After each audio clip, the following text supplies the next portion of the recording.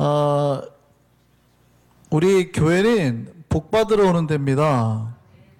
예, 잘 오셨어요.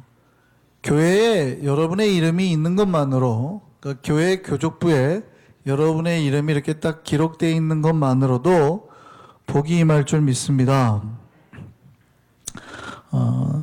우리가 사실은 오늘 여러 가지 선택의 기준이 있잖아요. 여러분이 교회 오실 수도 있고 아니면은 골프장이나 집에서 TV를 보거나 뭐 내가 좋아하는 거 할 수도 있어요. 그러니까 여러 가지 선택이 있는데도 불구하고 그걸 다 포기하고 교회 오셨다는 얘기죠. 잘하셨습니다. 제가 경제학을 공부했습니다. 대학교 때. 제가 경제학사를 공부했는데 뭐 경제학을 그렇게 많이 잘하지는 않았지만 그 경제학의 기본은 이겁니다. 가장 좋은 그 경제적 수익은 투자금은 굉장히 적게, 이유는 많이, 이겁니다. 그것이 뭐 제일 좋은 방법이다 아니면 꼭 좋은 방법이다라고 말할 수는 없습니다. 기본적으로 더 많이 해서 더 좋은 걸 뽑아내도 괜찮거든요. 그렇지만 일반적인 원칙을 말씀드리는 거예요. 가장 좋은 투자의 원칙은 조금 넣는데 많이 내는 거. 조금 투자했는데 많이 뽑아내는 것. 오늘 예배에 참석한 우리에게 복이 임하기를 소망합니다. 여러 가지 여러분이 갈 수 있는 다른 장소가 많이 있었는데도 불구하고 이 자리에 오신 거니 최고의 투자를 한 거라고 저는 감히 말씀을 드립니다. 여러분 1시간 투자했어요? 반나절 투자했어요? 하루 투자했어요? 괜찮습니다. 하나님이 뭐라고 말씀하시냐면 여러분 평생의 복으로 갚아주겠다 그랬어요. 이거보다 좋은 투자가 어디 있습니까? 여러분 정말 최고의 수익을 올리는 투자를 하셨음을 믿으시기 바랍니다. 예, 우리는 평생 선택을 해야 돼요. 복을 선택할 거냐? 아니면 복 말고 내가 좋아하는 다른 것, 재미, 즐거움을 선택할 거냐? 이 기로에 항상 서 있거든요. 근데 복보다는 뭐가 더 좋아요? 재미있는 게 훨씬 좋아요. 운동을 하고 놀고 내가 하고 싶은 일을 하는 게 훨씬 좋아요. 사람들이 복보다는 어디를 선택하냐면 재미를 선택해요. 내가 하고 싶은 걸 선택해요. 근데 재미는 말 그대로 복은 아니에요. 복이 있는데 재미가 있을 수도 있죠. 교회 와서 찬양하는 게 재미있을 수도 있어요. 그런 사람은 정말 잘 맞는 거예요. 궁합이 딱 맞는 거예요. 재미도 있고 복도 찾은 거예요. 근데 일반적으로는 우리가 추구하는 욕망은 복과는 멀거든요. 그럼에도 불구하고 여러분은 오늘 재미보다 복을 선택하셨어요? 잘하셨습니다. 오늘 하나님 우리에게 주신 말씀 볼까요?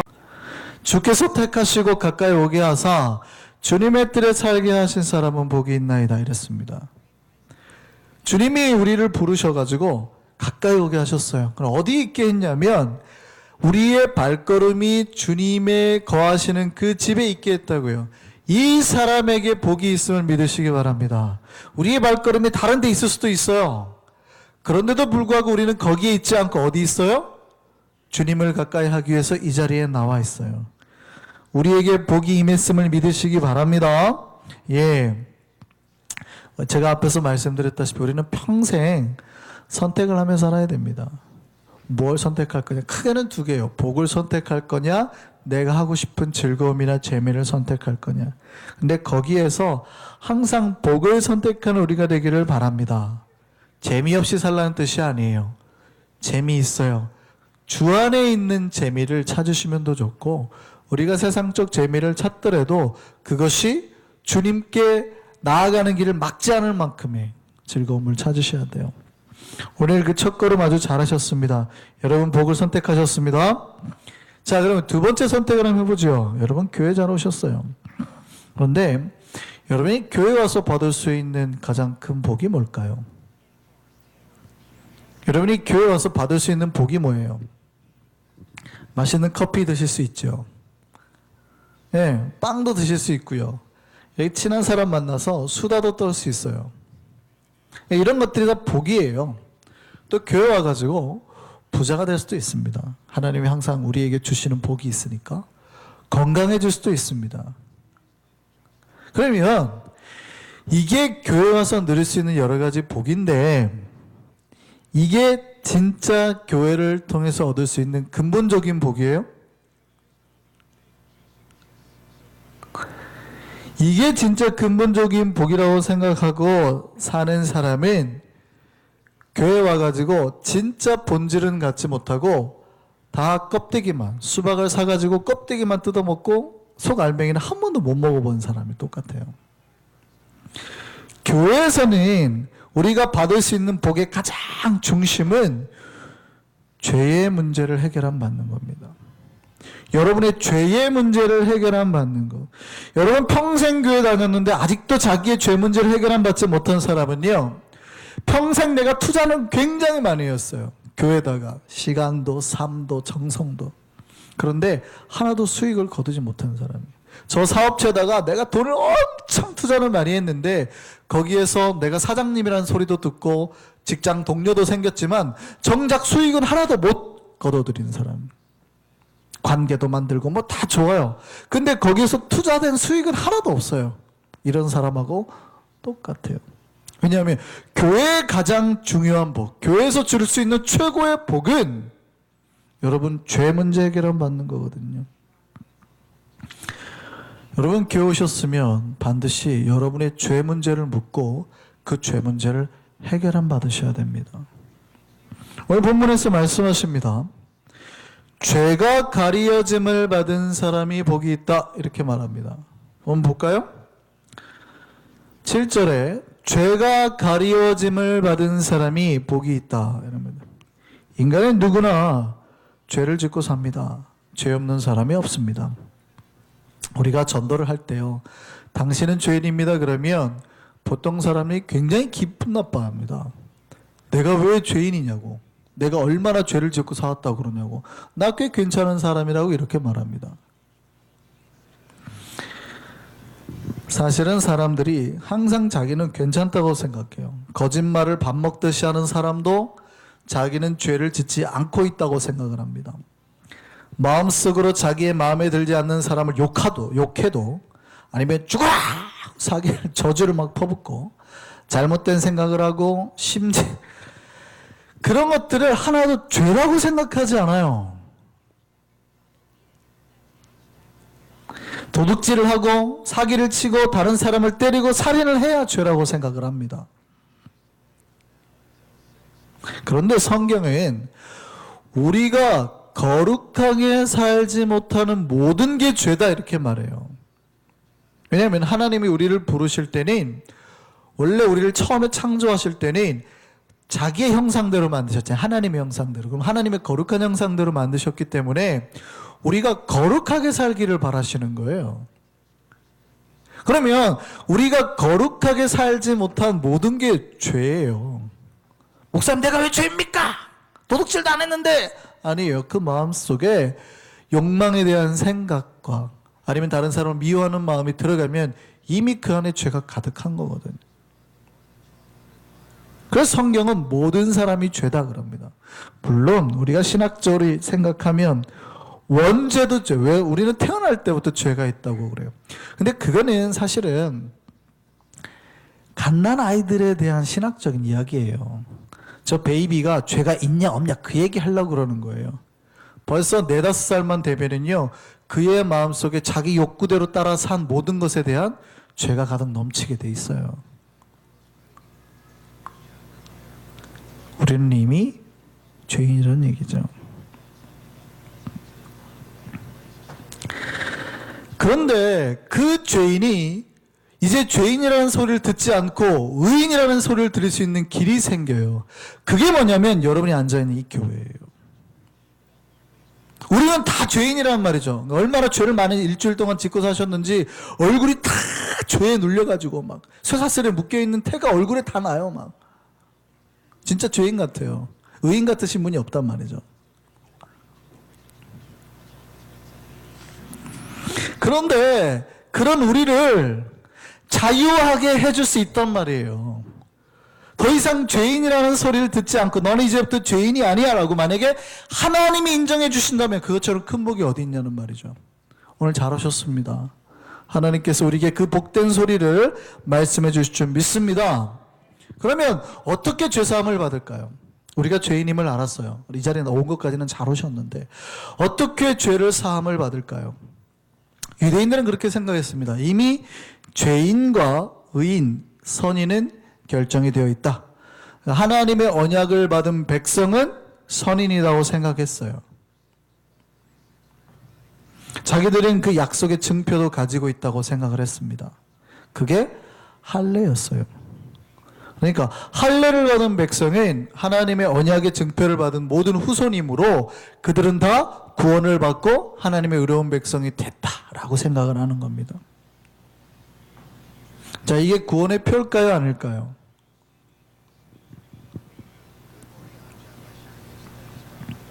자, 오늘 본문 구절을 보면 이걸 가지고 논쟁하는 장면이 나오는 거예요.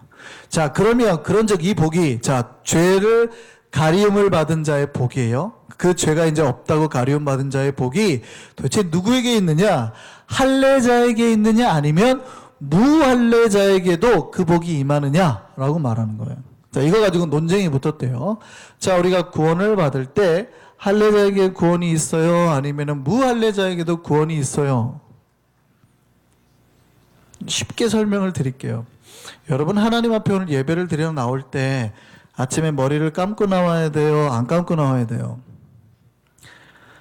법은 아니지만, 그죠? 감고 나오는 거를 하나님이 더 좋아하겠죠? 그걸 감고 나왔어요. 잘하신 걸까요? 잘못하신 걸까요? 많은 사람들이 그거를 잘못했다고 생각해요. 은혜주의에 빠지면 그거를 잘못했다고 생각하는 거예요. 머리를 감고 나왔다고 하나님 만나주시냐? 그때부터 애들한테 뭐라고 그랬지만 머리 감지 마! 머리 감지 마! 이거는 굉장히 말씀을 잘못 배운 겁니다. 이거 은혜주의예요. 이거 바보 같은 거예요. 완전 잘못 배운 거예요. 머리를 감고 나온 거는 굉장히 잘하시는 거예요. 그렇죠? 할례를 받은 거는 굉장히 잘한 거예요. 그러면 이 사람이 머리를 감고 왔어요. 게다가 옆에 있는 사람은 목욕까지 하고 왔어요. 자, 머리를 감고 목욕을 하고 왔더니 하나님이 그 사람을 만나 주셨어요. 말이 돼요, 안 돼요? 이 사람은 지금 머리를 감고 목욕은 하고 왔지만 예배에 집중 못하고 저기 주방에 있는 밥이 탈까 봐 걱정하고 있어요. 큰일 난데? 밥 탈 것 같은데? 라고 하나님을 한 번도 생각지도 못하고 찬양할 때도 가사도 하나도 내 마음속에 들어오지도 않고 밥 탈 생각만 하고 그 걱정만 하고 있는 거예요.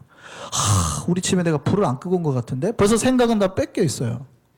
자, 그런데 이분은 부지런해가지고 아침에 머리도 감고 목욕하고 왔어요. 하나님이 이 사람의 예배 받아주실까요? 안 받아주실까요? 그 얘기하는 거예요. 할례냐 무할례자이냐 얘기는 그거예요. 우리가 머리 감고 온 거 잘한 거죠. 근데 그걸로 과연 구원을 받을 수 있느냐, 그걸로 하나님을 만날 수 있느냐 물어보는 거예요. 여러분, 양복 입고 오면 하나님 만날 수 있습니까? 그럼 무할례자들 하는 말이 뭐냐면 양복 입고 온다고 하나님 못 만난다. 전부 다 양복 입고 오지 마라. 이렇게 말을 해요. 어리석은 거죠. 양복을 입고 온 건 잘한 거예요. 근데 양복 입고 왔다고 하나님 만나냐고요? 아니라니까요. 본질은 마음에 있어요. 아브라함이 할례를 받았어요? 안 받았어요? 잘 모르시나 봐요. 아브라함이 할례를 받았어요. 그러면 아브라함이 할례를 받은 것 때문에 의롭다 그랬어요? 받기 전에 이미 의롭다 그랬어요? 그 얘기하는 거예요. 그 얘기. 사람들이 논쟁합니다. 우리가 어떻게 하나님 앞에 의롭다함 받았냐? 할례를 받은 것 때문이냐, 할례 받기 전이냐 논쟁을 했더니 오늘 본문이 그렇게 하네요. 아브라함이 이미 할례를 받기 전에 하나님이 말씀하신 것을 믿었다 그래요. 하나님이 말씀하신 것을 믿었더니 하나님은 아브라함을 이제 죄인이라고 하지 않았대요. 그가 할례 받기 전에 하나님의 말씀의 약속의 말씀을 믿었더니 하나님이 아브라함을 의인이라고 그랬죠. 여러분이 하나님 앞에 충성하는 거 잘하는 거죠. 거룩하게 살고 내 행동 똑바로 하는 거 잘하는 거죠. 근데 그걸로 구원받는다고 착각하시면 안 된다는 거예요. 우리의 구원은 오직 뭘로 받아요? 믿음으로 받는 거예요. 그래서 오늘 본문 13절에는 오직 믿음의 의로만 의인이 될 수 있다. 이 할례가 바로 율법의 상징이에요. 앞에서 말씀드렸듯이 내가 무언가를 하면 하나님이 나를 구원해 줄 거라. 이게 할례가 율법의 상징이에요. 그런데 우리는 그걸로 구원받는 게 아니라 뭘로 구원받아요? 믿음으로. 그러면 할례도 필요 없고 더 이상 우리가 하나님 앞에 충성이나 이런 것도 필요 없나요? 아니요. 순서를 보라고요. 아브라함이 믿음으로 의롭다함을 받고 그 증표로 뭘 받았대요? 할례를 했대요. 내가 하나님 앞에 구원받았으니 충성하고 봉사하고 거룩하게 산다는 거예요. 어쨌든요. 믿음으로 아브라함이 하나님 앞에 나아갔더니 하나님이 더 이상 죄인이라고 하지 않으셨다는 거예요.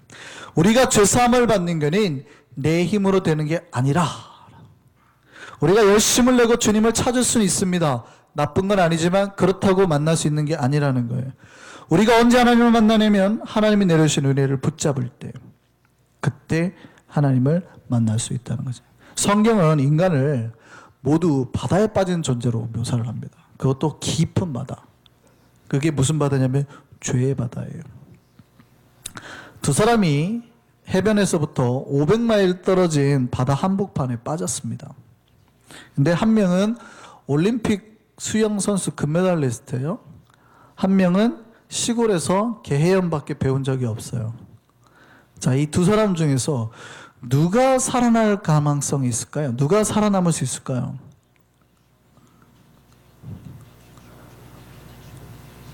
수영 선수요? 개헤엄이요?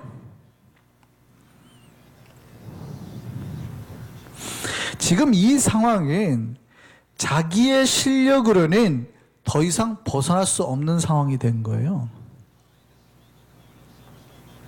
아무리 수영을 잘한다고 500마일을 헤엄쳐서 나올 수가 없거든요. 인간을 그런 존재라고 보는 거예요.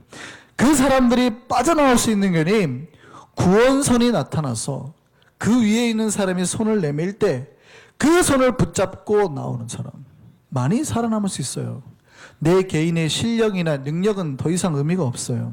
왜냐하면 우리 힘으로 빠져나올 수 없는 거거든요. 똑같습니다.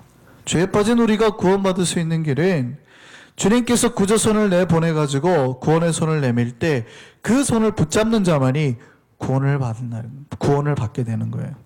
오늘이 우리에게 바로 그날이 되기를 소망합니다. 예수께서 내미신 구원의 손 잡는 날 되기를 소망합니다. 예전에 이미 예수의 손을 잡으셨어요? 잘하셨어요. 그날의 감격을 생각하시면서 감사로 영광을 돌리시고 다른 사람들이 손 잡을 수 있도록 크게 외치시면 돼요. 그런데 우리 중에 아직도 예수의 손을 잡지 못하신 분이 있다면 오늘이 그때예요. 그 예수의 손을 잡으시라고요. 오늘 꼭 주님의 손을 잡을 수 있는 저와 여러분 되기를 소망합니다. 교회 오셔가지고 은혜를 받으시라고 이렇게 하면 어떤 분들은 은혜를 받아요. 예수를 만나는데 어떤 분들은 은혜를 못 받는 분들이 있습니다. 그 부류에는 두 가지 특징이 있어요.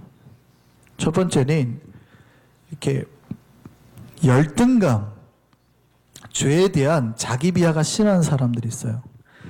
은혜 받자, 주님께서는 당신을 구원해 줄 겁니다. 그러면 자기의 못난 모습에 벌써 실망하고 이렇게 말합니다. 나 같은 것이 무슨 용서냐? 나 같은 것이 무슨 죄사함이냐? 이런 사람들은 하나님의 구원의 손으로부터 끝없이 도망치는 사람들이에요. 물속에 빠져가지고 이렇게 막 손을 내밀어가지고 빨리 타세요 그랬더니 나 같은 거는 저 배 탈 자격이 없어요. 아, 무슨 소리 하시는 거예요? 저는 저 친구가 죽더라도 저 혼자 살아남기를 바랬어요. 나 같은 것이 무슨 하면서 막 자기 비하하면서 손을 안 내미는 거예요. 그 상황에는 그런 게 필요 없거든요. 그가 어떤 마음을 품었던 과거에 뭘 죄를 지었던 필요 없어요. 손을 내밀고 그걸 잡으면은 건짐을 받는 거거든요. 근데 자기 비하가 있는 사람들은 하나님이 은혜를 말할 때 도망가게 바빠요. 하나님 앞에 나오는 것까지는 했어요. 근데 하나님의 얼굴을 보여주고 얼굴을 대면하면 갑자기 무서움과 공포에 빠지기 시작합니다. 왜냐하면 열등감 때문에 나 같은 것이 무슨 노래를 불러, 나 같은 것이 저 사람 앞에 설 수 있는 자격이 있나 하고 열등감에 빠지기 시작하는 거예요. 하나님이 가까이 오면 가까이 올수록 도망가는 거예요. 무서워서. 하나님은 뭘 주고 싶으신데? 복을 주고 싶으신데. 주님이 손을 내미실 때 거부하지 마세요. 도망치지 마세요. 그냥 받으면 돼요. 여러분이 잘해서 준 건 아니에요. 꼭 여러분이 노래를 잘해서 준 게 아니라 집주인이 주고 싶어서예요. 하나님의 사랑이 크시니 받으시면 됩니다. 두 번째 특징이 있어요. 은혜를 받지 못한 사람의 두 번째 유형은 자기의가 강한 사람입니다. 자기가 바다 한복판에 빠져 있는데 그럼에도 불구하고 자기 스스로 빠져나올 수 있다고 생각하는 사람들의 유형이에요. 구조선이 왔습니다. 빨리 타세요. 안 타요. 왜? 뭐 하시는 거예요? 왜 안 타요? 그랬더니 괜찮아요. 나는 급해 안 타도 돼요. 무슨 말이에요? 당신 곧 있으면 빠져 죽어요. 그런데도 불구하고 그 사람이 뭐라 하냐면 괜찮아요. 나 안 죽어요. 왜 그렇게 생각하세요? 그랬더니 내가 지금까지 살아있다라는 게 그 증거다고. 내가 지금까지 안 죽고 있잖냐고. 혼자서 바다에서 이렇게 해도 내가 지금까지 안 죽고 살아있잖냐고. 그게 증거 아닙니까? 구조선에 타고 있는 사람이 봤을 때 저 사람 대단하다고 생각할까요? 바보 같다고 생각할까요? 지금까지 살아있는 것도 기적이에요.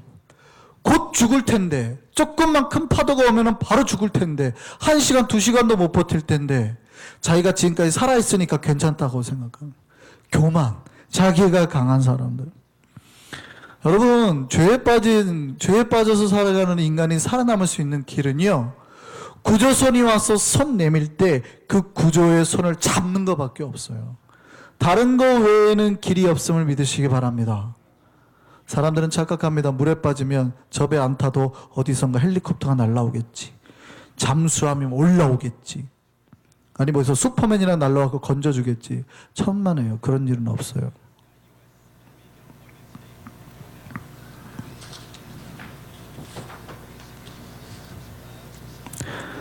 오늘 우리에게 그 구주의 배가 왔음을 믿으시기 바랍니다. 그 배에 올라타시면 돼요. 우리에게 보내신 그 구원선의 선장이 바로 예수예요. 예수가 내미는 손 잡고 이제 예수 따르면 됩니다. 예수를 믿기만 하면 되는 거예요. 뭘 믿어요? 우리가 구원받는다 할 때, 믿는다고 할 때 뭘 믿어요? 예수가 십자가에 못 박히신 거. 예수가 십자가에 못 박히실 때 우리가 과거에 지은 죄, 현재 짓고 있는 죄, 미래 지을 모든 죄까지도 같이 거기서 못 박으신 거예요. 그럼 우리 죄가 사함받고 우리가 구원받게 되는 거예요. 로마서 말씀 볼까요? 그에게 의로 여겨졌다 기록된 것은 아브라함만 위한 것이 아니에요. 아까 그 말씀이에요. 아브라함이 할례를 받기 전에 믿음으로 말미암아서 의롭게 됐다 그랬잖아요. 자, 믿음으로 말미암아 의로워졌다고 된 것은 아브라함만을 위한 게 아니라 의로 여기심을 받을 우리도 위함이니. 그러니까 우리도 똑같이 믿음으로 말미암아서 비록 우리가 어떤 율법적인 행위가 부족하더라도 믿음을 가지고 있으면 아브라함이 의롭다함을 받았던 것처럼 우리도 똑같이 뭐를 받아요? 의롭다함을 받게 된다는 거예요. 곧 예수 우리 주를 죽은 자 가운데서 살리신 이를 믿을 때, 믿음을 가지면, 우리 죄가 못 바뀌었음을 믿으면 하나님의 아브라함을 의롭다 했던 것처럼 우리도, 하나님께서 우리에게도 똑같이 의롭다함 약속을 주신다고요. 오늘 우리가 그 예수를 만나러 나왔습니다. 이 자리에 복 받으러 나왔어요. 무슨 복이요? 우리의 죄를 가리움 받을 복. 오늘 그 예수를 만날 수 있기를 소망합니다. 꼭 만나셔야 됩니다. 여기 계신 분들 단 한 명도 이것 빠지시면 안 돼요. 이거 오늘 예수님 못 만나신 분들은 죄송한데 천국 못 가세요. 그러니까 천국에 여기 우리 교인들 제가 다 만나겠지만 그분은 못 만날 거예요. 아무리 여러분이 돈이 많고 건강하고 잘생겼고 예뻐도 여러분 천국에서 제 얼굴 보기 힘들 거예요. 우리 모두 꼭 예수 만나기를 소망합니다. 예수 만나는 자의 특징이 있어요. 여러분 스카이다이빙 해보신 분 있으시나요? 저도 못 해봤습니다. 번지점프는 해봤는데요. 끝에 서면은 심장이 터질 것 같아요. 하늘을 나는 비행기에서 스카이다이빙 하라고 했을 때 얼마나 우리 심장이 뛸까요? 근데 재밌는 그 실험이 있어요. 남자 옆에, 어떤 남자 옆에, 아무도 모르는 남자 옆에 예쁜 미인을 앉혀놨대요. 그때 남자가 심장이 쿵쾅거리기 시작하는데, 그때 심장이 뛰는 그 정도의 스트레스가 사람이 비행기에서 스카이다이빙 하려고 섰을 때랑 똑같대요. 여자도 마찬가지죠. 그러니까 나의 이상향인 어떤 사람을 만나는 것만으로도 우리의 심장이 이렇게 뛴다는 말이죠.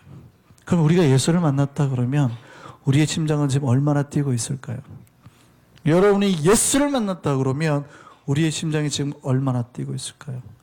우리가 예수를 만나면 혹시 그동안에 멈춰버린 우리 심장이라도, 죽어버린 심장이라도 다시 고동치며 가슴 벅차게 살아나게 될 줄 믿습니다. 그 심장에서 피가 솟아나와서 다시 우리 죽어버린 영혼이 살아나게 될 줄 믿습니다. 우리 모두 그 예수를 만나고, 혹시 예전에 예수를 만났던 분이라면 다시 예수를 만나서 가슴 뛰고 흥분되고 행복한 신앙생활하는 저와 여러분 되기를 소망합니다. 찬송가 288장 하시겠습니다.